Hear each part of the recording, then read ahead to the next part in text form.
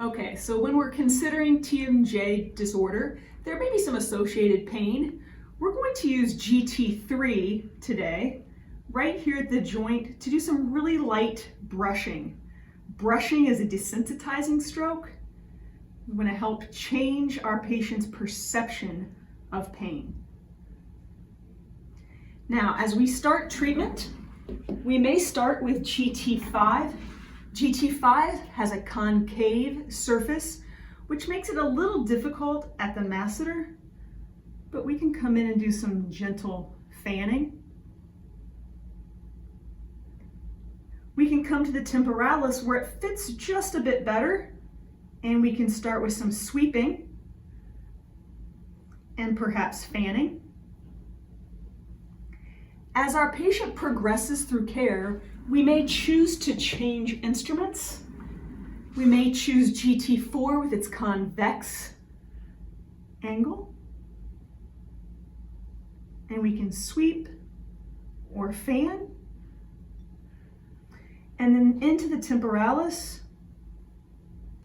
sweep and fan, all different directions. So you'll notice so far we haven't been using emollients. We're going to continue to not use emollients in this area. I'm going to use GT3 now. We're going to strum the masseter. Remember, strumming is generally done for 30 to 60 seconds. I'm going to go both directions. Maybe there was a local lesion within the temporalis. We can come and strum that as well. Again, we want to go all different directions as if we were going around the face of a clock. We could choose GT6, the hook side.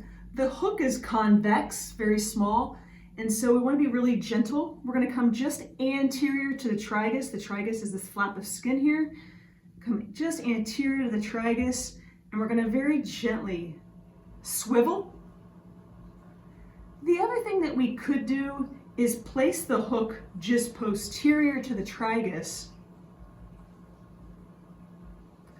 And now we're going to lift from posterior to anterior as if we're being decompressive to the joint.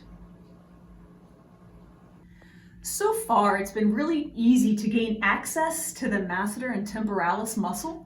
I think that we should also consider part of the digastric, the anterior portion here, and then our posterior portion coming off the mastoid process. So I've got GT3, and we're just going to frame the bottom of the mandible very gently. Again, this will help us get to the anterior portion of digastric. Now, as we come to the posterior part of the digastric, it actually lays relatively deep to the SCM that's here. At Graston Technique, we say we don't want to treat medial to the sternocleidomastoid muscle. So I'm going to come right at her mastoid process, and we're just going to frame the mastoid process and its associated attachments.